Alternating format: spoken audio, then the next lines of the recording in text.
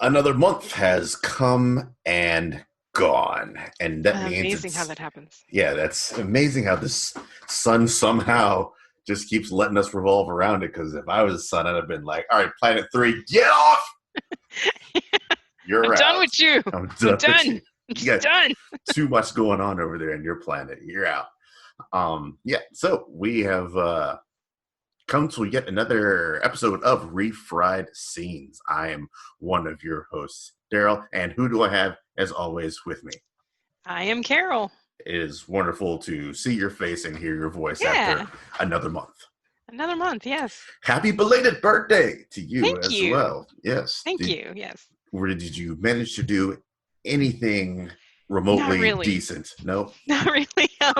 I played some video games, which is the extent of my socialization at this point. Yeah, pretty much. Yeah, I'm it's I'm I'm dying without my movie theaters. mm, yes, I feel you. I feel like we're all Chris Nolan right now, only he's one step further Yes. than we are. Hey, hey, hey. Not Yeah. yet, Chris. Not yet. Not yet. So we're here today to do what we do on this show. We talk about an original joint and its remake. And what do Mhm. we have in store today, ma'am? We rolled the dice and we got Infernal Affairs Yeah. and The Departed. So Yes. this is a Hong Kong film, and then it's American remake. Yeah. We obey the will of the dice, and the Yeah, dice gave us two really good movies. yeah, they did. Actually, these are two really good movies. Um, can I just say that I thought this was Internal Affairs, and I've been calling it Internal Affairs for the last month. And then I went to search to watch it, and I kept coming up with a stupid Richard Gere film, and I'm like, what the hell? Oh, it's Infernal Affairs. Yeah, I feel like they were going for a little wordplay, witty wordplay type Yeah, deal. because they deal with they have a couple of quotes before and after the film dealing with the Buddhist hell, and I'm using air quotes for the Buddhist hell because they don't really Hmm. have a heaven and a hell in Buddhism, but um, their version of hell is that you're stuck in a continual situation where you can't get out of suffering. Yeah, yeah. And I'm assuming the two main characters in this film are stuck in that hell because they just can't seem to. Well, one of them finds release, No, yeah. and one of them finds sequels because this actually has two sequels.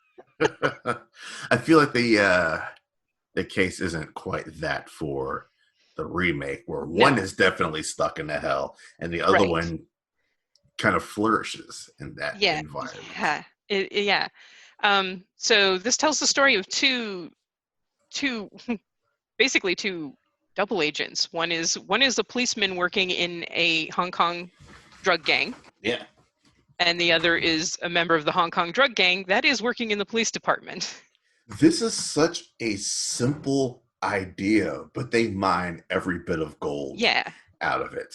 yeah. And your two protagonists. I mean, are they both protagonists here? I would say that, yes, there are two protagonists, one hero good guy. Yeah.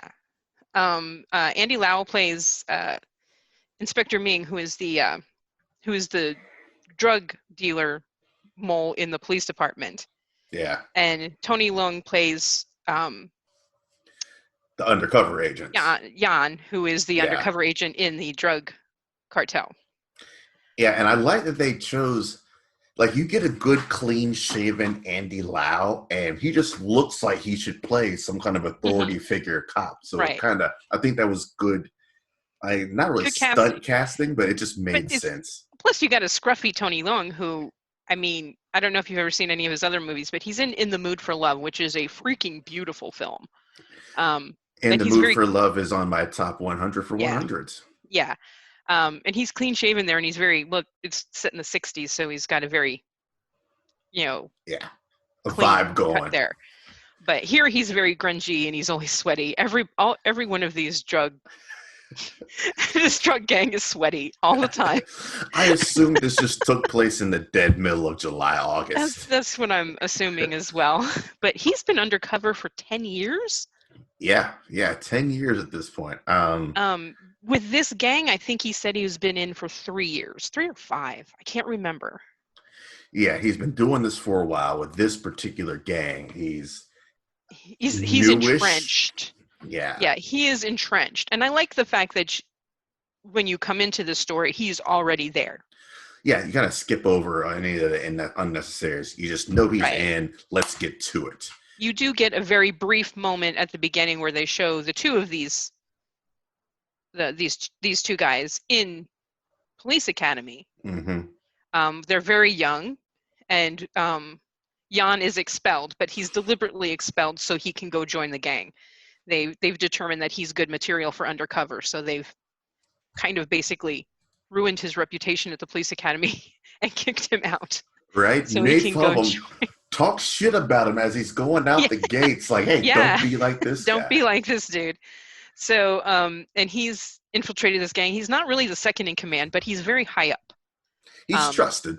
he's trusted by the gang leader, whose name is Han Sam. Han Han Sam. Sam. Yep, they just call him Sam throughout the Yeah, movie they for just the call most him part. Sam. And these guys basically deal with cocaine mostly. There's no real. It's just a drug cartel. Yeah, cocaine and heroin is what I Yeah. assumed. Jan at this point is kind of tired, and he wants to get out of this. You don't say. it's wearing on him. He's seeing a psychiatrist. They don't give a reason. I think it's court appointed. It's not spelled out like explicitly in this film. He's just seeing. He's like sleeping in her office for the hour. It's not like he's actually talking to her. You know what? And I think that is because I've seen this movie before, but it's been a solid like maybe what year did this come out? This is 02. 2002. I think I was when I saw it in like 2010. So it's been a while.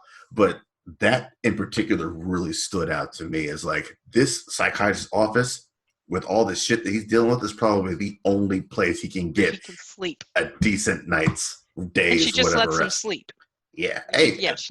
I think part of a good psychiatrist is knowing, all right, this dude just needs to get his mind right, get some rest. And the thing is, only one person in the police department knows that he is an undercover cop. He's so deeply entrenched that he has one contact, and this is the one person that knows he's there, and that's his boss, Inspector Wong. Wong. Yeah, good old Wong. Jesus. I understand the need for secrecy and for that information not to leak out, but I think most with disaster. That's a single point of failure. And no thank you. And it fails. Because you get a lot of back and forth where Jan informs to the police, and then Ming informs to the drug cartel, and they're just kind of passing each other and they're not arresting anybody because they can't prove anything, because there's two moles working against each other here. Yeah, it's just constant stalemates. It's always constant, this is about to happen, but I found a way to cancel it. Or this was about to happen, and I found a way to cancel it. Right. And until both teams realize that there is a rat in each thing. So they start to look for the person who's the mole. Yeah. This is only 101 minutes. Yeah, this moves very quickly. And I'll get into The Departed in a moment, but this moves it's very like, we're going along here, we're not pausing, this is the story. In an effort to find out if any of his team is the mole, Sam gets background information on all of his team to give to Ming.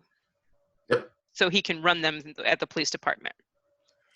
And at this point, it's Jan just gives them the information because what are they going to pull up? They're going to pull up that he failed out of police academy. Which, if he's smart, he's already told them that. Right. So, but while everyone's gathering the information, one of the guys misspells bodyguard on the envelope, and he writes on the envelope, "This is how you spell it." So his handwriting is on that envelope, and that envelope goes to Ming in the police department. That's a key point later on. That's the biggest breadcrumb, I think, of the movie is. Right. is that bit of business is there. that envelope ends up in Ming's office, because Ming decides he wants the inspector Wong. Wong. Sorry, I'm blanking on names here. He wants Inspector Wong followed so he can try and find out who that rat is. Yeah.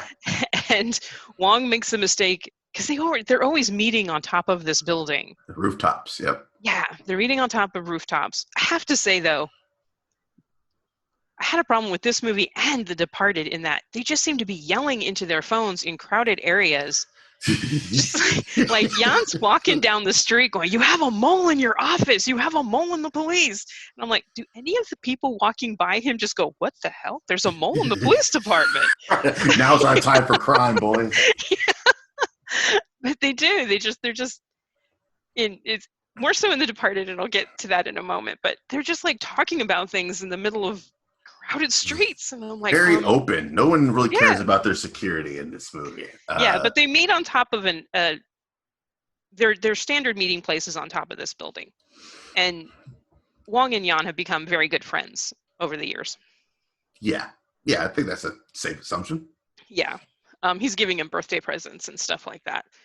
But one particular meeting, because I think it's a big drug deal, and Yan knows it's going to be a double cross. He knows that they know what's happening, but he tells Wong, and this is where Wong's being followed by both the police because Ming has asked police department to follow him, and by Sam's gang because they want to find out who the mole in their gang is.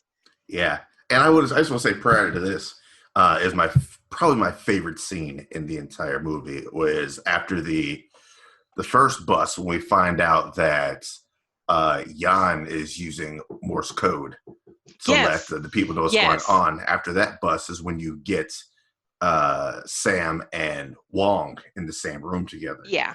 And I always love scenes like that where it's it's more of a mental confrontation than it is anything that they actually say, and it's words and it's subtext and it's layers. And right. And nobody's getting arrested here because there's absolutely nothing to be found because they have been tipped off, and they're just sitting down and Sam's eating, and he was feasting. My man was, I know. He was getting down. I was a little bit jealous. Like, man, I haven't had me some good foods like that in a minute.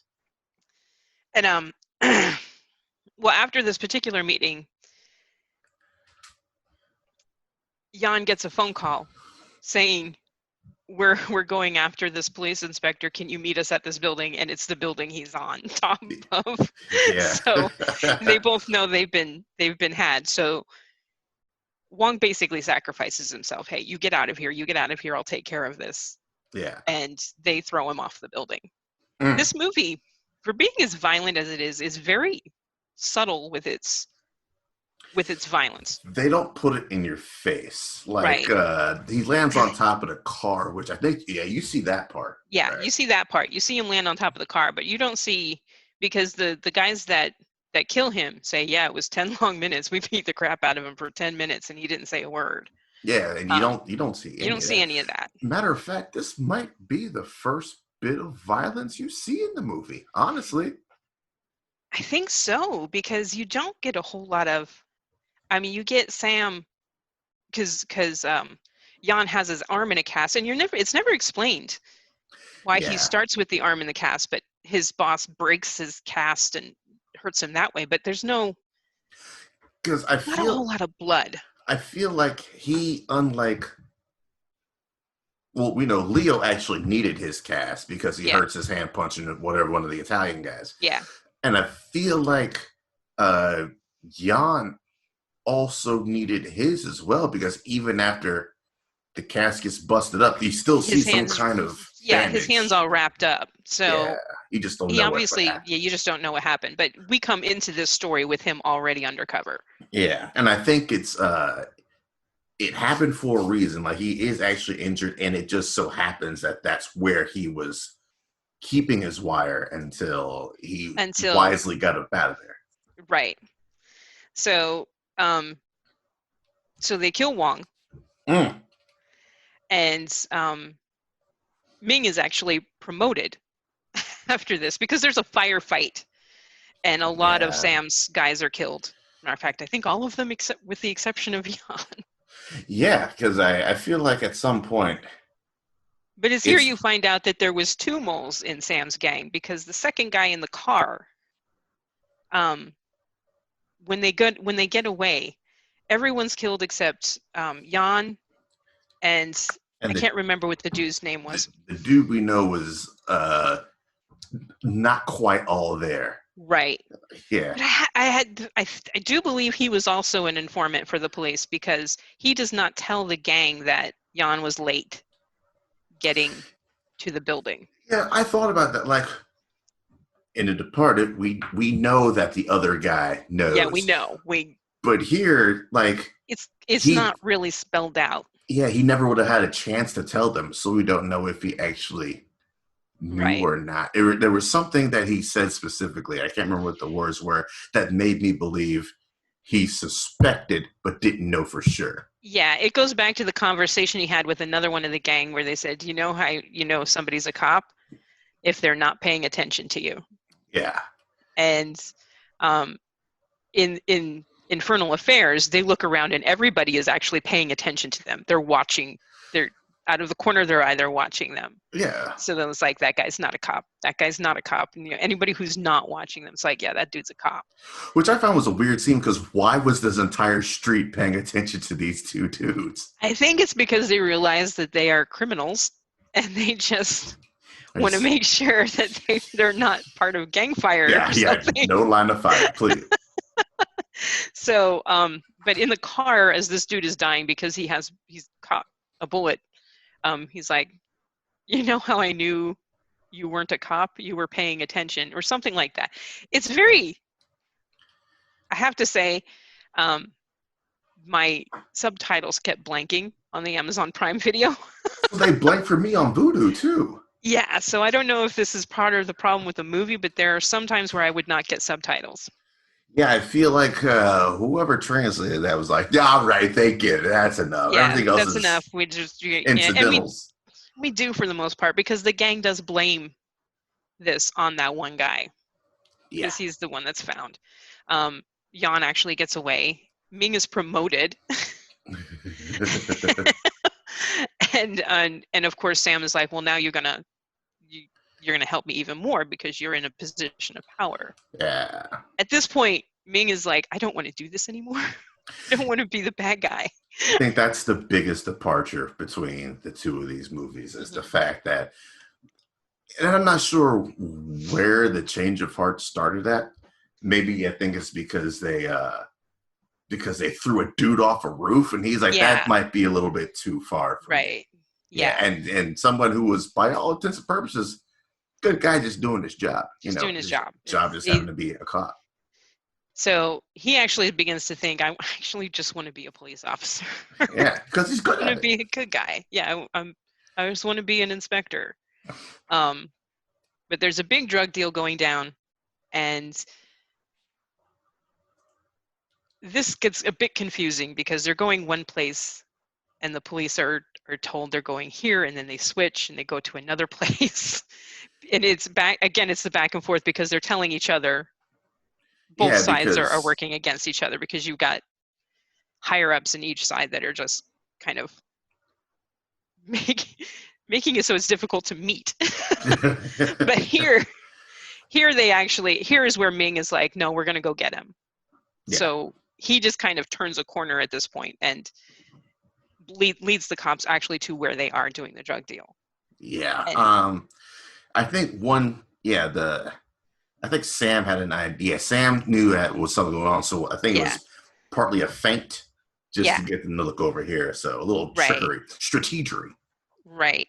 And Sam makes a run for it because they're caught, and he goes to call Ming to say what the fuck is happening, and the phone starts ringing like 10 yards away from him. Yeah, that's not what he was expecting at all. Right, and that's when Ming comes out and just shoots him in the head. Now, at some point, I know in The Departed, Matt Damon's character finds out that Frank was an informant. That also we'll get to that in. I don't think that Is was that not in here part at of all? this. That's not part Oh, of this at all. But we get when Scorsese remade this, he added a bunch to it. yeah. I'm not talking about just time. Yeah. He added a bunch of plot points to it where I was like, okay, what? And here it's just like, this is a crime gang. There's a crime gang. Their main thing is drugs, They just do and crime shit. the police just want to take him down. Okay. All right. So it seems a lot less confusing in this movie. I think just the fact of like I can defend it from both ways. This is already complicated in the fact that you got these. It's chess. It's all just It's all just chess. chess, and these two sides working against each other. And how much information can you let the other side know Yeah, without yeah, giving your position away? yeah. Which can be complicated storytelling in and of itself without adding roughly 3 extra layers that Yeah, Scorsese does. yeah. So, and here Ming just shoots him. There's no like we'll get into why in The Departed, but there's no comments about his penis or anything like that. it's just that Ming has had enough. He doesn't want to be a part of this anymore, and he just shoots him. Yeah, as simple as that. Done and done. Hey, I Yeah, got him. yeah. And he's actually, lauded for this because he just killed a crime lord. Yeah. I mean, yeah, fuck due process, but he just killed He a just crime killed a lord. crime lord. Yeah. Yeah. So, and at that point, Jan is like, okay, this is good. Sam's dead. I can actually just stop. Come in. I can come in. And he does. He goes to the office and sits down and talks to Ming, and he's like, yeah, I just want my life back. I don't want to do this anymore. Mm-hmm. And Ming's like, okay, well, let me go pull your file. I haven't been able to verify that you are undercover because the only person who knew you were undercover is now dead. Thrown off a roof. And I can't get into this file. And he's like, it's Morse code for undercover. Mm-hmm. So, which is a way better password than what we will find in The Departed. Yeah, no doubt. You didn't try that. So he goes to check out the file, and while Jan is in his office, he notices the envelope with his handwriting on it and realizes that Ming is actually the implant. Yeah. So he just runs. Which I think I feel like we might be about to say the same thing here. Like, I get it, but that's the stupidest move you can make. Yeah, like on the one side, all he had to do was sit in that chair and he was a few steps away from having his identity back. On the other hand, he's been in for so long, he's so untrustworthy, and B, he doesn't know the mold if Ming knows. Yeah. So for all he knows, Ming might just be, going to call some goons to take him out. So it's understandable. Yeah. But at the same time, he could have just covered up that envelope and just sat there and go, okay, am I good? Am I good to go? And then run away. And that's what I thought about in the Leo version, because that was also tied to his pay. And I'm like, if you're going to run, get paid first, man. Get the money first. Yeah. They're not going to kill you right there in the precinct. No. So he runs, and Ming deletes his file. Mm-hmm. So now nobody knows that he was undercover. Yeah. And I did forget one small scene at the beginning, which actually does become important, where Ming goes to an audio store to buy a stereo. That's right. And Jan is there he's hanging out there. He's watching the store for somebody. Yeah. And he actually sells him a stereo. A very expensive stereo. Yeah. Although he tells him to get the cable somewhere else because they're cheaper. That shows you right there that he's just a good, solid dude. Yeah. So, because what happens is later on, Ming has a girlfriend that he's living with, who's a novelist. Mm-hmm. And Jan goes to their apartment and delivers audio recordings that he has of Ming and Sam talking. And he coaches it that he is the audio guy. He just wants to check their stereo system and make sure everything's running correctly. And then he leaves the CD there, and she listens to it. Yep. This is very interesting because Jan comes home, and she's writing a book where she doesn't quite know if the good guy is the good guy or a bad guy. Yeah, not at all just the entire theme of this Yeah. movie. And she tells him that she's listened to it, and then she says she can't finish his book because she just doesn't know if this is a good guy or a bad guy, and she doesn't know how it ends. And that's where they leave this relationship. Yeah, no real. I think we can kind of figure out. She's already got the tears coming out. She knows this dude Ming's not on the level. I'm pretty sure she got up out of there. That I'm hoping she got up out of there. It does make me want to watch 2 and 3 though, just to see. Yeah, when they talked to Andy Lau about The Departed, and he said it seemed that they took parts of 2 and 3 of Infernal Affairs and kind of stuffed it in The Departed. It in there. Okay. Yeah, so I'm wondering what he's referring to. I may actually check out 2 and 3 because what happens then is Jan agrees to meet with Ming on top of the same building that Wong was thrown off of. And he goes there because he wants to basically threaten him and say, look, I want my life back. Yeah. And they end up drawing guns on each other. And actually, I think he just draws a gun on Ming.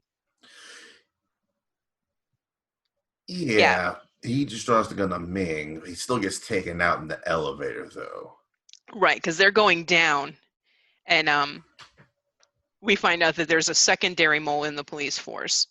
Because as they're getting off the elevator, because he's taking Ming to actually turn him in. Mm-hmm. As they're getting off the elevator, he's shot by a second police officer. Right. A dude we had seen sporadically. Here and there. Yeah. So Jan is dead. And it's kind of I had seen Departed before, so I knew what was going to happen. But the first time you watch either of these movies, it's kind of like, you just killed the good guy. Yeah, man. That's the craziness. You just only killed the good guy.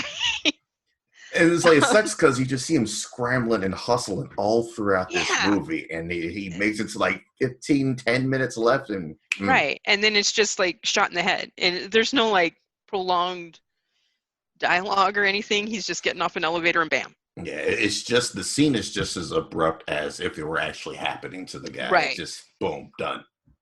And then this other officer tells Ming, I'm also a plant, but Sam's dead now, so we can take over and we can do what we want. And Ming's like, well, I just found my fall guy. My fall guy, and shoots him in the head. Yep. So it's like, this is perfect. Now nobody knows I'm a mole, except for my girlfriend. Except for the girlfriend, which, and now I really do want to see what 2's all about. Yeah. It's like, she seems really nice. Don't kill her, please. But at this point, Ming basically gets away with it.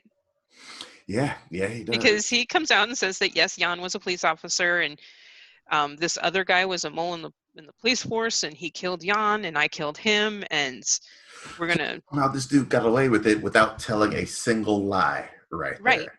Mm-hmm. Smooth. And they go to the. He goes to his funeral. He goes to Jan's funeral, and the psychiatrist is there. She's kind of a minor character here. Yeah, there's not a whole lot for her to do in this movie, but he determines at that point he's going to be a good cop, just like Jan was. Yeah, despite everything else we saw in the last 108 of this 101-minute movie, he's going to be a good guy from now on. Yeah. One thing we didn't talk about is the not stated but obvious, if you do the math, Jan's kid. Oh, yes. Mm-hmm. Yeah, with the girlfriend and the kid. And I'm wondering if we see any of that going into the second one. But they're also at the funeral, which I think if you read between the lines and if you do the math, if you combine both of those things, they were an item. She got pregnant. She, knowing what he was, is why she left. Yeah. And then come to find out at the funeral that he was just in super deep this whole time. And that's why you see that the tears down her face. Yeah. He wasn't a criminal that, he wasn't just a bad guy that she thought. Mm-hmm. Oddly, there is one version of this film that has a different ending.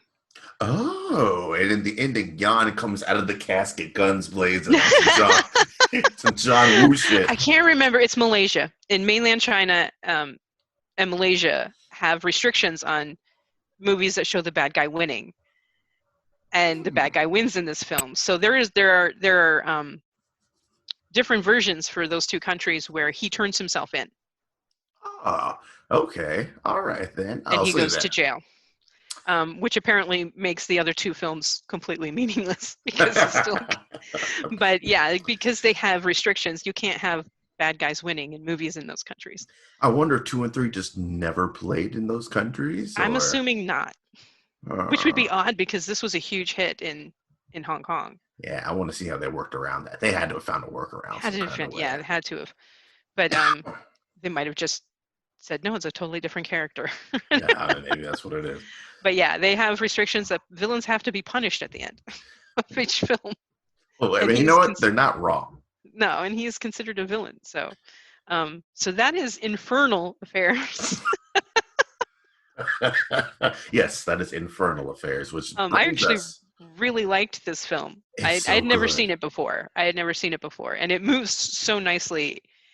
It is a very, you have to concentrate on the plot because so many things are going on. It's a lot of moving pieces. Yeah. It gets confusing, and it reaffirms my thought that there's absolutely no way I would survive any of this on either side. On either side. No. I can't lie that well. No. Are you the mole? Yeah, I'm the mole. I'm sorry. I think I would survive longer being one of the drug dudes working for the police because they're not actively looking at their own than the police guy inside, because that's more ruthless and cutthroat. Yeah, no shit. Yeah. Either way, 1 year maybe. Which brings us to 2006, 4 years later. I think it's 2006. Yeah, I feel like that's right. I'm pretty sure. 2000. Yep, 2006. Yep. Yeah. The Departed. This is the film that got Scorsese his Oscar, right? Do you think he deserved it for this film? Oh, you know what? I was about to say, of course not, but I've seen Departed a lot. I have to say, because it did win Best Picture as well. Yeah. I went and looked at that year. What it was up against? That was a weak year. It was up against The Queen and Babel and Little Miss Sunshine. So it's like it's like the team that wins the championship, and then you look back at their schedule, like, well, they had the easiest road to the championship. Easy, yeah. So this was kind of like, and I have to say, my best film of that year, Children of Men, wasn't even nominated. So I don't think this is the best Scorsese film. Letters from Iwo Jima? Letters from Iwo Jima. No. Yeah. When I heard Flags of Our Fathers is better anyways. Yeah, it was a weak year. It was a very weak year. Yeah. And this was a makeup. This was like, we didn't give it to you for Goodfellas. Sorry, here, have one now. Yeah, and I'm kind of wondering what he did between Goodfellas. He did Casino between Goodfellas. He did Casino, yeah. And did he do Last Temptation of Christ between there? I think he did. Yeah. I think he did. I think that's early 90s as well. Yeah. Huh. So. Okay, well, yeah, well, good for him. I deserving still. I really, really like Departed. I love this movie. I like it. I like it a lot. It is a good, 40 minutes? Yeah. 30 to 40 minutes longer. I think it's around about the 2.5 hour range. Right. But the stuff they added in where they actually gave the psychiatrist agency a little bit. A little bit. Yeah. Some more character development between the two of them as well. And more just getting you involved in the Bostonness of it. Very much so. Bad accents and all. God, there are some bad accents here too. So this, your drug mole here is Billy. Oh God. What's the last? Cadigan? What's his name? Costigan. Billy Costigan. Yeah. And that's what I wanted to say. I'm like, no, he's not a sweater. Billy Costigan, who's played by Leonardo DiCaprio. Is this Um, their first? No, this is their no, first collaboration, right, between no. Scorsese and Oh, I thought they had one other one. Shutter No, I think Island is after this, is after. So and this then is the Wolf of first Wall one. Street. Yeah, Yeah. And The Aviator. I always forget. I've never seen it. Neither have I. Um, so yeah, this one clocks in at 151 minutes. Um, Yeah.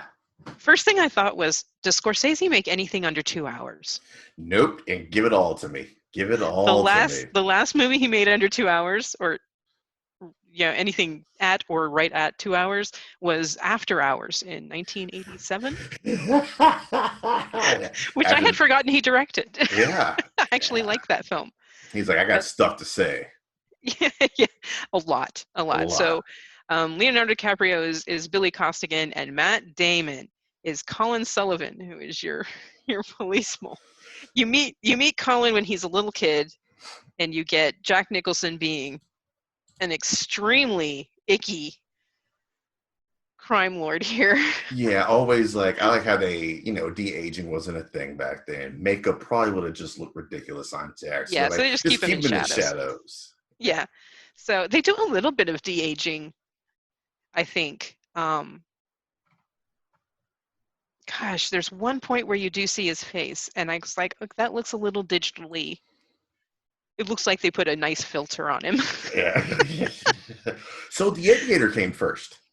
Oh, The Aviator came first. Yeah, and before Really? that, I don't know how we forgot about Gangs of New York as well. Oh my God, Gangs of New York. Okay, Yeah. yeah. Oh, wow, we're slacking, man. So they've done, more collaborations than I remember. See, my problem with Gangs of New York is I wanted to see the story of Priest and Bill the Butcher. I didn't care about Leonardo's character. Yeah, forget those rabbits.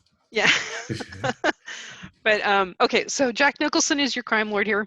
Hmm. What is his name? Oh God, I just watched this. Costello Frank. Frank Costello. He's a disgusting person. I'm pretty sure, if I remember correctly from what I'd heard years ago, that's exactly why Jack took the role. Because he was disgusting? Yeah, because if you look at his run up before this, he had started doing a good run of comedies, Oh. and he wanted to go back to doing like a crazy grimy character. Like As Good as It Gets, and yeah, Something's Got to Give, Anger Management. Yeah. No. Okay. Yeah. Mars Attacks a couple years prior. Mars Attacks was okay, but that's Yeah. just weird. So yeah, he wanted to get back to doing some dirt. Yeah. So here you actually get you see the boys in Police Academy. The guys. They're it's not like they looked like teenagers or anything like that. Matt Damon looks 30. Leonardo DiCaprio looks probably 19 here. Yeah. Fresh faced. Fresh faced, yes. Before he started to fill out in his face. And now his dome is huge these days. It's huge. Yeah. It's huge. But you see them actually in the academy. Mm-hmm. So Colin is obviously there because Frank is once a mole in the police academy, or in the police. Mm-hmm. And Billy actually just wants to be a cop. And Right then on. they bring him into Queenan's office. Queenan is played by Martin Sheen. Sheen. I almost said short. Not short. Give me a big bouncy C. That would have been Martin Estevez. There you go. Yes. No, this is I really like Martin Sheen in this movie. Yeah, he plays the boss. He's the Wong character here. He's the head of the undercover department, and he has a sidekick. Oh, does he? Mark Wahlberg. The most Boston to ever Boston the Boston area. Oh God, yeah, Sergeant Dingham. Sergeant Dignam. Dignam. Yeah. Dignam. Oh my God, that's a weird name. Dignam. Dignam. Sure. He is the most Boston to ever Boston. He's loud, he's obnoxious, and he uses nothing but slurs. Yeah, even Ben Affleck showed up to the set like, "Oh, hey, let's do Boston around here." Calm down.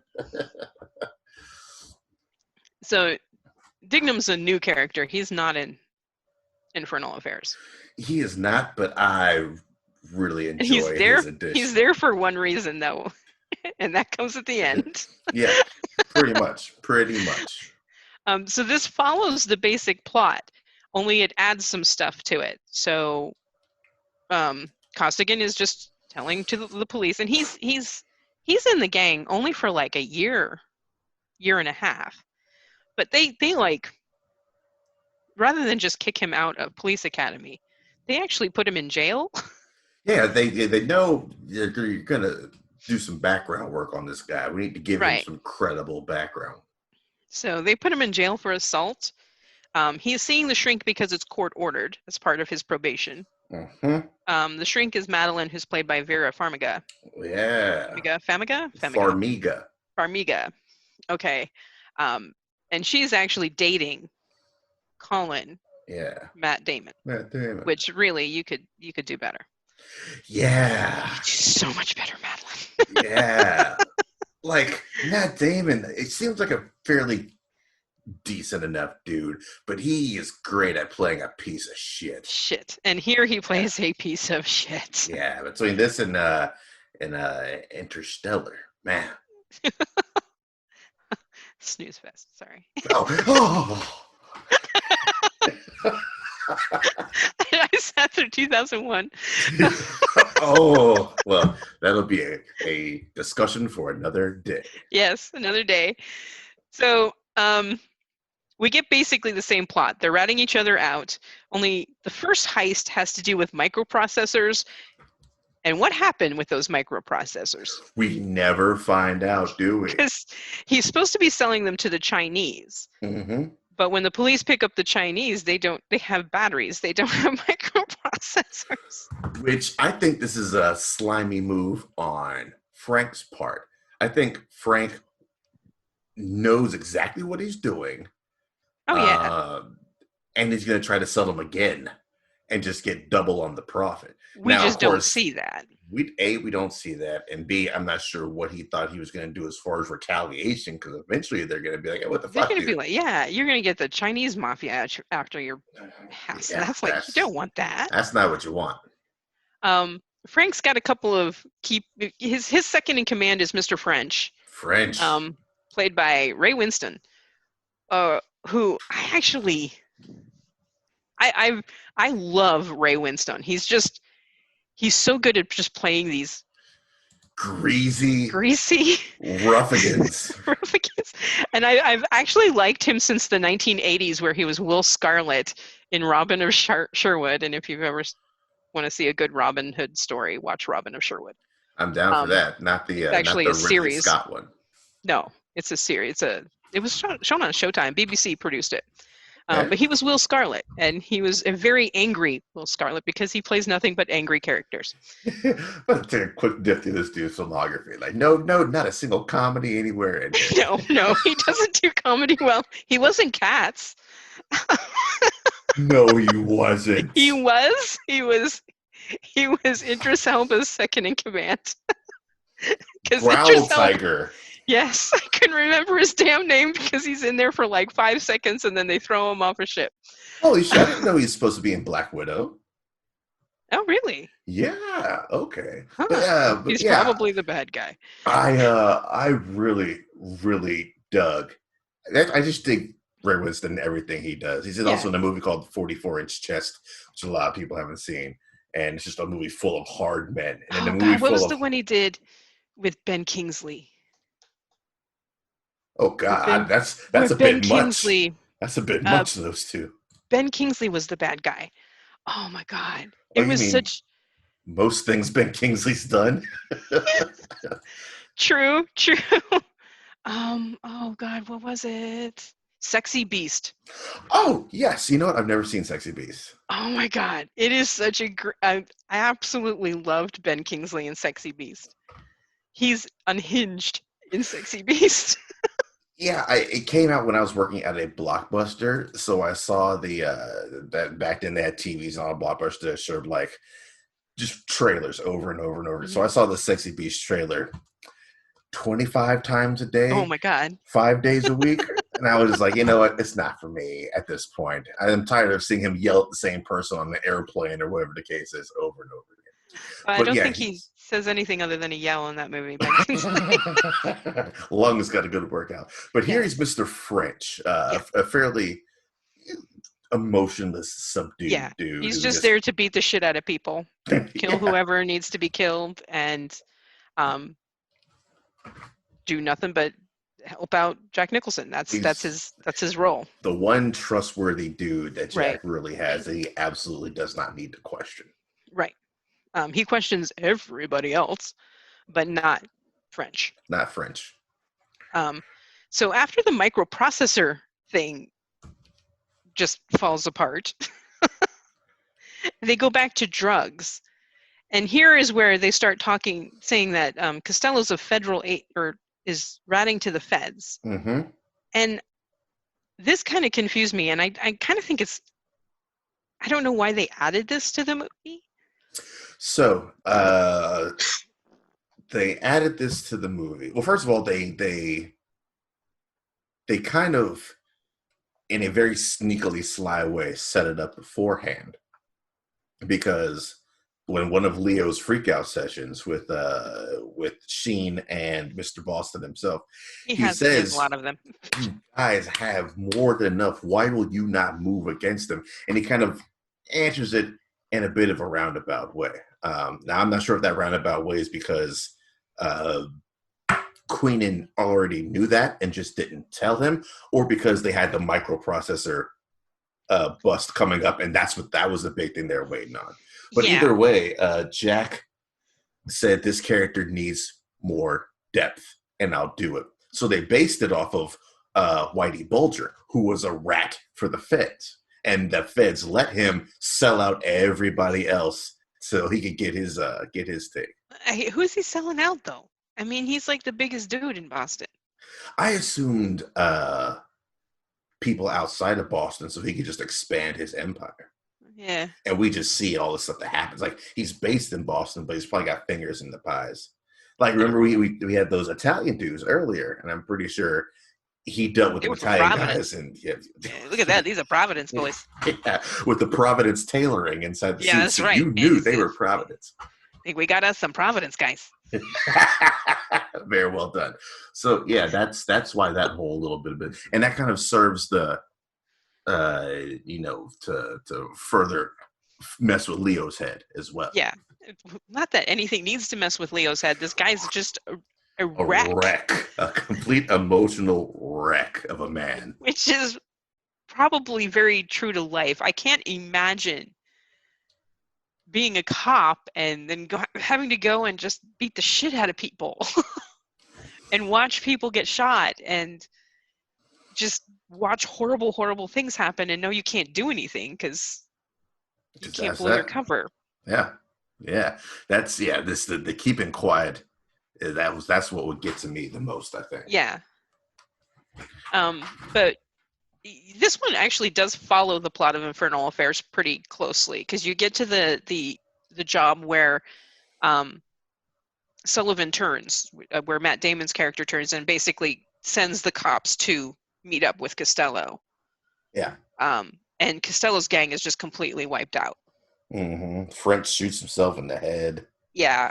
Well, this is after, because they throw Queenan off a building. You have that meeting between him and Leo, and he basically says, you go, and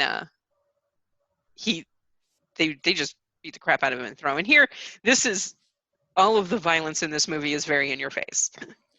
With the exception of that. With the exception of that, because it just, maybe Martin Sheen was like, you're not going to, no. Although I will say that when I think of Departed, that slow-mo shot of his body falling. That's what comes to my head first. What I love is because Leo is leaving the building and then trying to come back to the building because he got a phone call saying you need to be at this address, although it's the wrong address. Yeah. I think the guy says 315 Wash. That dude says 314, but it's 344. Aha. So he shows up, rounds the corner right as Queenan's body falls in front of him. Splatters. And then he checks his pulse. And I'm like, no, dude, he's gone. he's gone. I was like, what a waste of time that was. But he gets in the car, and again, there's gunfire with the police department because they ignore Sullivan's orders to stay in their car and say, fuck that. Mm-hmm. They just threw something off a building. We're going to go find out what it was or Yeah. who it was. And there's gunfire, and a lot of the gang gets shot there, including what we find out was another police mole. Yeah. And Yeah, that was Mark like, Ronson. yeah. I can't remember what his character's name was, but Delahunt. Dillahunt, yeah. But the news actually states that the news states that they found his body because, one of the other guys dumps it in a marsh, but apparently doesn't dump it well enough. Which that part kind of confused me. Like he was kind of like laissez-faire about it, but in that laissez-faire, he's like, I've done this a million times. Yeah. So I don't know how they found this body. I'm assuming Leo said something. That's also what I assumed. Yeah, I assume they probably had like their dumping ground somewhere, and Leo was like, "Hey, this is where you're gonna find it. This is where you're gonna find the body," because he knew the guy's dying words was that basically let him know that he was a cop. Right. And then the police or the news report says that he was a cop. So suddenly he's the weight is off of Leo at this point because they have found the mole in the drug gang. And he's no, dead. they didn't. They didn't. Because they say, oh, well, I guess Delahunt was the mole, so we don't have to worry about it. And I think in an effort to, remind the audience that Frank is no slouch, he's like, yeah, they say that to make me stop looking for moles. Frank's going crazy at this point. Also, yeah, probably some paranoia there involved. He's like burning menus, and he's beating the crap out of people himself now, and he's going to the opera and having drug orgies with what I assume was the young girl from the beginning. Yes, also, they didn't really... I think the red hair was supposed to specify. Because he's disgusting to her at the very beginning, and she's only like 12 or 13 at that point. Yeah, I was trying to pinpoint an age when I was watching it. I was like, can't call it. Yeah, but these are the parts that I think, probably could have been left out. I don't need to see Jack Nicholson in a drug orgy. You know what? I was fine with it. I was like, this is some weird shit. Let's get to it. Just throwing handfuls of coke all over the place. I'm like, man, look at all that money being wasted. You also find out that Sullivan's having trouble in bed because, his girlfriend's got to talk about it the next morning. Do you want to talk about last night? It's not a big deal, but do you want to talk about it? Well, if it's not a big deal, what are you bringing it up? It's her job to talk about these things, man. She couldn't help herself. She just wanted to make sure that he didn't feel too bad about himself. Apparently it's a very common thing amongst males. As Tony Stark said in Avengers, every one in every five. So he's having trouble in bed, probably because he's, a mole in the police department and he's got some stress. I thought about that. So his level of stress, I think, is way less than Leo's level of stress. But Leo got that shit up right on time. Oh, I know. He shows up at her doorstep and it's like, well, he didn't have a problem. Makes me wonder who the baby is. Because she ends up pregnant at the end. Yeah. I think we all know who's who on that one. But, so they have the drug deal where the cops show up, and here's where the rest of the gang's just obliterated. And Frank goes to call Sullivan, and again the phone rings like 10 feet away. Mm-hmm. And here, instead of Sullivan just saying, no, I went out of this, I'm going to shoot you, you get this just weird exchange. That's kind of the impetus, I think, for him getting out, was the fact that he found out that Frank was an FBI informant. That's what the plan was, to get him to do the deed. Yeah. And then, of course, Frank's got to insult his manhood, and so he just shoots him like 7 times again. Yeah. It's not one shot to the head. It's like bang, bang, bang, bang, bang. Well, also, Frank did snap one off, so that would have been a bit of a motivating factor for me as well. And they tried to sneak in I guess, like a sub-theme of fathers and sons in there as well, but that doesn't quite that doesn't doesn't quite quite play gel. out. The Yeah, overarching theme of identity is way stronger. it's yeah. Um, and then like after he shoots Frank, Sullivan takes a call from Frank's girlfriend's like, yeah, we lost Frank. I'm like, does everyone know that you're in the police department? Because now she knows. I'm sure she's told a couple girlfriends. Yeah, you know what? That's a good question. I didn't even think about that. Like, he wouldn't be present at any of the other drug stuff that You, Frank had ever done in the but he past. refers to her by her first name and says we lost Frank. So obviously he knows her. Yeah, I assume he knows her. So I'm That's, like, how many people know that you're in the police department? I But mean, as again, much this as is they show her around a lot, though, like yeah, and around Frank a lot. I had the same problem here that I did with Infernal Affairs, where people are talking on their phones with people walking right by. Leo's like sending texts in the back seat of the car. Like, did like French not see that in the rearview mirror? Come on.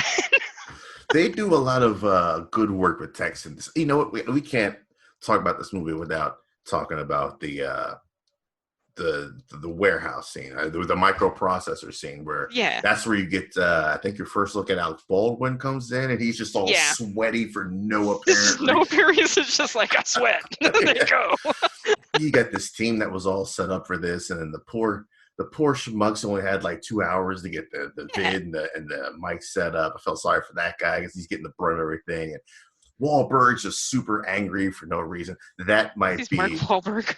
my favorite scene and my favorite quote is, I'm the guy who's doing this job. You must be the other guy, which Yeah, I've had the luxury of being able to say at work.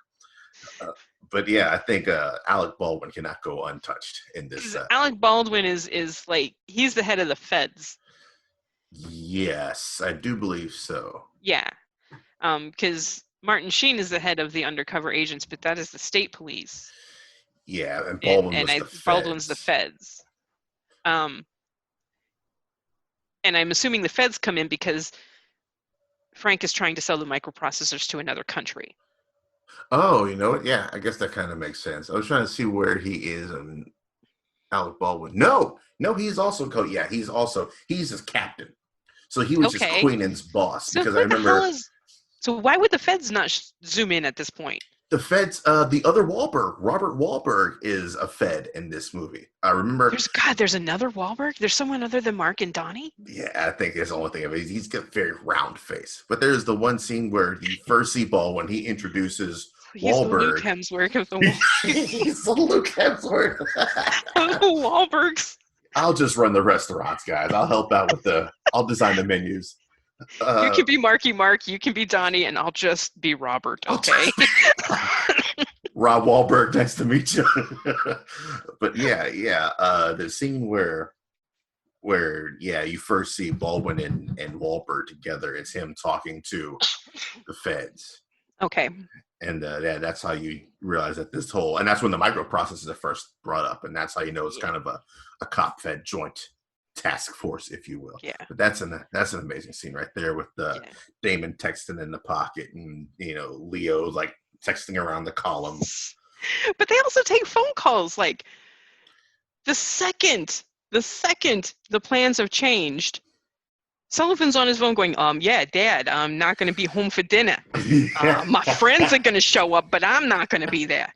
And I'm like, did no one notice that? one. Sheen does, because he gives him a real weird look, because he's within earshot and he hears the conversation and he gives him a weird look before he hands him the paperwork. It's like, you're going to call the mission. And I feel like Sheen was like probably suspecting him at that point. The wheels were turning, but he didn't have anything to go off of besides that conversation. So what was he going to do about it? That's true. Yeah. Wait, I thought your dad was dead. So Frank's dead. Mm-hmm. And there's another 30 minutes left in the movie. More like 40, 45. I kept looking at the time going, is this ever going to end? But Billy wants to come back. He doesn't want to do this anymore. And he goes to check in with the police department, which is now being, the division is being run by Matt Damon, because Mark Wahlberg had a meltdown after Martin Sheen was thrown off of a building and punched the shit out of everybody.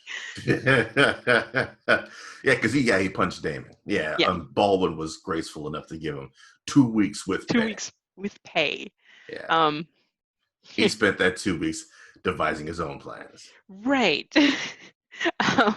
So Billy is sitting in the office, and again, we had the scene where everybody was collecting personal information to give to Matt Damon so he could check everybody and make sure to find out who the mole was. And he sees the envelope with his handwriting because he had corrected somebody's spelling of citizen. Oh man, that incorrect version kills me every time. Oh man. The guy's looking at it going, "You're full of shit. That's not how it's spelled." Look at this shit. It's too funny to me. That's too funny. Don't even and, know how to spell citizens. And he freaks out and runs. Yep. And here Matt Damon is deliberately deleting. He's not in Infernal Affairs. I think Ming was actually just checking the file. Here, oh no, Infernal Affairs, he deletes that file because he does, but he deletes it after he notices that Jan is gone. So does Damon. Because Damon comes back into the office Oh, and he's like, "Yeah, I got your paperwork," and then there's nobody there. And then he looks and he sees the envelope, and then he goes in. Okay, so it is basically the same setup. I thought he was going in strictly to delete it, and the password here is the dude's name, William Costigan Jr. I'm like, no one checked. Well, then again, no one suspected either, so no one would have thought to check. Yeah, but still, but they knew that they knew it was they knew this was an encrypted file on Queenan's computer that Mark Wahlberg had the password to, but flatly refused to give it because fuck you, I'm Mark Wahlberg. He wasn't even cast in this movie. He just showed up to the set. He just showed up being all mad and to just let him on. Let him on. Just keep rolling. Just keep rolling. He'll just beat people up if we don't let him in front of the camera. Yes, and now because of this film, we have to refer to him as Academy Award nominee Mark Wahlberg. He will never win that. Oh, should have won it for The Happening. Oh, Planet of the Apes. No, hey, why, guys? What's going on here? What? No. Jesus. So yeah, we get the pretty much the same scene.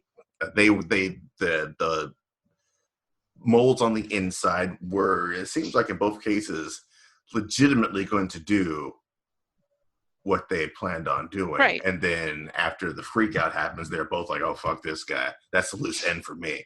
Right. Yeah. So yeah, they meet on the rooftop again. Leo beats the crap out of Matt Damon. So satisfying. It is. And they're going down the elevator again. Here we have another cop that is introduced a couple of times, and I'm not quite sure why we have this cop. Oh, James Badgedale. Yeah. Who is it's Anthony Anderson. Yes. Yeah, he shows up first. Yeah, he shows up first and says, Trooper Brown. He doesn't know what's going on, but he went to the police academy with Matt Damon or with Leonardo DiCaprio. And he's trying to explain to him, "Look, I'm arresting this man. He's the undercover, he's the rat in the police precinct.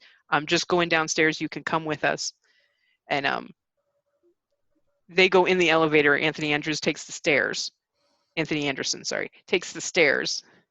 And again, once he comes out of the elevator, another cop is there and shoots Leo in the head. Yes.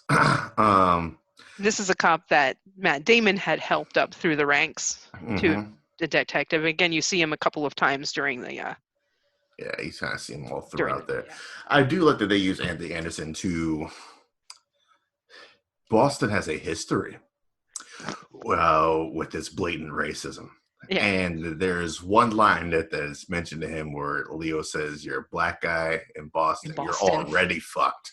Yeah. And I was like, "Oh, well, thanks, Scorsese, for giving us that shout out of." Yeah. And then he comes out of the stairwell and sees what's going on, and the other police officer shoots him. Mm-hmm. And then Matt Damon shoots the other police officer because, again, he's got his scapegoat. It's like, okay, this is a neatly tied in a bow. Yeah, like Yeah, I feel like I would have thought of that in the moment and then done that and then shittily would have recreated a story where right. I wasn't there. It But just that all fell has apart. so It's like, so many at holes. 7:12, I walked out. Wait a minute. What? Yeah, sir, it just became 7 o'clock. What are you talking about?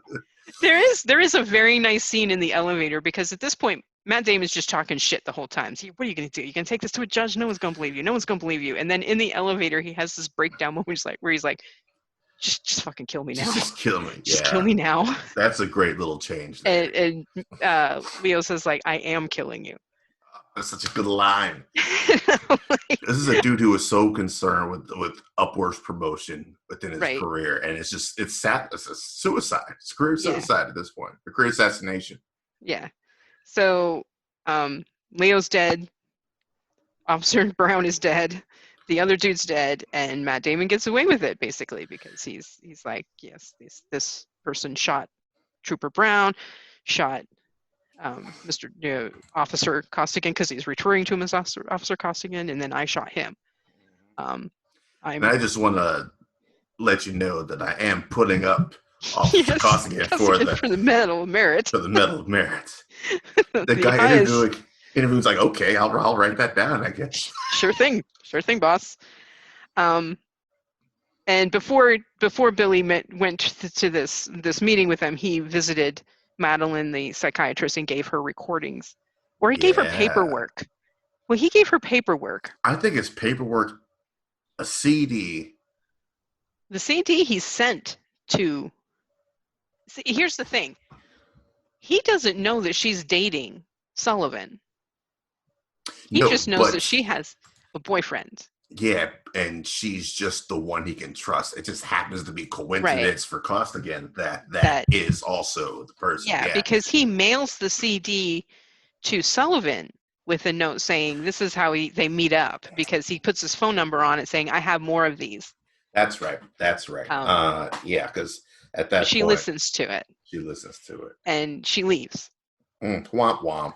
Yeah, after telling him that she's pregnant. Yeah. Which... good people in this movie. Why? Wait, why what? Why is she pregnant? Why does that have to be a thing? I think that's kind of Scorsese's subtle way of referencing back to the Infernal Affairs, where he has a kid and doesn't know that's his kid. Right. So... Yeah. And just another way to kind of stick it to Matt Damon's character. Because who doesn't want to stick it to Matt Damon? We all saw downsizing. So he gets away with it up to a point because, his girlfriend has left. And he gets back home from a shopping spree. His neighbors don't even want him to touch their dog. It's like, they don't even know he's an asshole, but they just don't want him to. It's like, no, don't touch my dog. You're Matt Damon. He goes into his apartment, and there is Marky Mark there with booties on. He knows what's going down the second he sees the booties on the shoes. Yep. No DNA, no traces. Nope. And he shoots him in the head. Yeah, and walks out.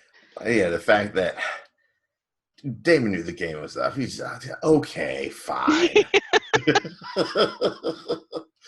And I think they release Diggum 2 weeks with pay early enough that you just completely forget about his character. Yeah. Because enough crazy shit happens in between those two scenes that you just think he's out of the game. He's not even a thought in your mind, if anything else.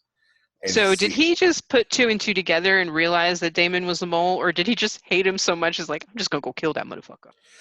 I feel like for all of his brashness, Diggum was probably a pretty good cop. Probably had the wherewithal to do some deductions. Probably still had some people on the inside who might have been able to feed him a little bit of information. And he probably realized, well, that dude that was the scapegoat, that was the same guy that this dude was promoting within the department and helping him up through the ranks. So, so he probably knew that was the case, and that's why he killed him. Yeah, And plus, yeah. he's Matt Damon. Yeah, Mark Wahlberg didn't know that gun had blanks in it. Just so you know. What the hell? And that's why you see him from the back walking out, because it's a different actor. After Yes. Wahlberg is going to arrest it and throw him off set for attempted Then murder. for your final scene, you see a rat walking around the railing because you didn't get the word rat enough in this film. Snitch and rat a Snitch million and rat. times. Yes. Yep. But yeah, and that brings us to That the is end of of Departed. Departed.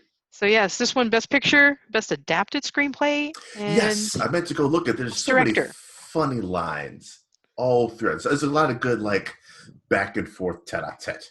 Yeah, and Best Editing. Editing, Another. really? Yeah, well, that's Thelma Shoemaker. Well, Shoemaker. She's edited so many of Scorsese's films. Yeah, she's edited all of Scorsese's films since Raging Bull. Okay, so yeah, she knows what she's doing. Oh yeah. Yeah, Wahlberg was the only person who was up and didn't get anything. Wah, wah. Wah, wah. Who won instead of him? I'm curious now. Wait a minute here. Best supporting actor, it went to Alan Arkin. Get out of here. Why did I not go to Jaimin Hunsu? But whatever. Or Eddie Murphy. Wow, Eddie Murphy was nominated. I had forgotten that. Yeah, because a lot of people are like, man, how did Eddie not get it for Dreamgirls? And then not even nominated for Dolomite, which still upsets me a little bit. Yeah. That upset me too. But yeah, Leonardo DiCaprio was up for Best Actor, but not for this film. He was up for Blood Diamonds. Blood Diamond got fucked over, man, because Blood Diamond is also up for editing and got nothing. Yeah. Man, you hate to see it. So this was the same year that Pan's Labyrinth came out, and that, of course, wasn't nominated for anything other than, I think, foreign language. Yeah, yeah. Which it did not win. What the hell? The fuck? The lives of others. Anyways, we're just down on Wikipedia rabbit hole. Yeah, we're just like, what the hell? Yeah. Sometimes I get it right. Sometimes I get it very, very wrong. It's a 50-50 with the Academy here. Yeah. So which one are you going with, man? This one was kind of tough because I do think I don't think The Departed is Scorsese's best. I do think it's kind of bloated, but it is obviously a very good film, and it keeps you watching. Even though it's bloated, you just keep watching it. You can't turn away from it. So I'm going to give this just a slight edge to The Departed. Yes. I'm giving it a bigger edge, I do believe, than you are, because this is one of my favorite Scorsese movies. I probably wouldn't even put this in my top 10 Scorsese films. Really? Yeah. This might be top 5? If it is, it's number 5. Although a lot of people don't sleep on Silence. A lot of people slept on Silence, and that movie's beautiful to behold. It is. I actually love that film. It's 35 hours long, but beautiful. It is, but it's actually. I love Scorsese when he veers away from the crime and delves into stranger things. You're just odder things. I loved Hugo. Yeah, and people tend to forget that he directed. Something tells me after The Irishman, he's. I think The Irishman was his closing the book on crime. Honestly, I hope so. I was not a fan of The Irishman at all. Oh, that's unfortunate. But yeah, for me, it goes the de-aging just did not work for me at all. Yeah, it's like less wrinkled old men still. There's a scene in The Irishman where a supposedly 30-year-old Robert De Niro is beating up a store guy, a storekeep who had touched his daughter. Mm-hmm. And I'm like, I was totally worried for Robert De Niro at that point because he's gonna throw his back out. He's like stumbling around, and I'm like, oh gosh, no, that dude's 76. Could you please just let him sit down and put a stuntman in there? you can put whatever mask you want on him. He's still 76.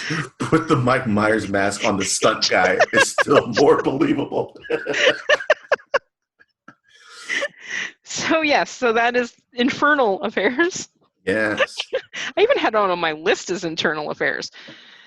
I mean, the title still would make sense, but they thought they'd be clever putting that F in there. I agree with you. I still want to check out 2 and 3. I'm Yeah, I also do wondering because if there's a decline in quality. I'm probably, but it does star Andy Lau stars in all three of them as Ming. Okay. All right, then. Well, that'd be kind of interesting to see what they do with that character. Yeah, I will probably check them out. So I'm about to roll the dice. 14. What does the dice tell Diabolique. us? What? I never heard of Diabolique. this. You've never heard of Diabolique? Mm-mm. Okay, so the first one's a French film, Okay, yeah, okay, yeah. and then the second one I believe stars Sharon Stone. What genre are we dealing Uh, with here? oh, we're talking thriller here. Okay. Yeah, let me. This is not Danger Diabolique. This is Diabolique. Sharon uh, Stone. Diabolique. 1955 is the French film. 1996 is the American remake with Sharon Stone and Isabella Adjani. And Chaz Palminteri. Whoa, it's been a while since I heard that name. Yeah. Okay, all right then. So I got 2 movies I've never seen to Never look seen forward before. to. Yeah. It's All been right. forever since I've seen the French film, so I'm kind of. Well, I think I only saw the American remake once, but I'm kind of looking forward to this. This is a decent film. So Okay, then cool. Well, there we go. Diabolique. So that gives us and you a month to check those out, and then you can follow along with us on the next episode of Refried Scenes. scenes. Yeah. You got anything before we wrap this up, there, Carol? No. Just looking forward to getting back to the movies at some point. Some point. Please. Some point.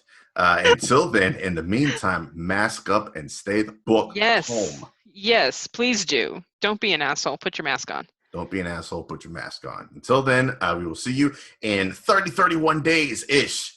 Here, ish, on Refried Scenes. Have a good one. Bye.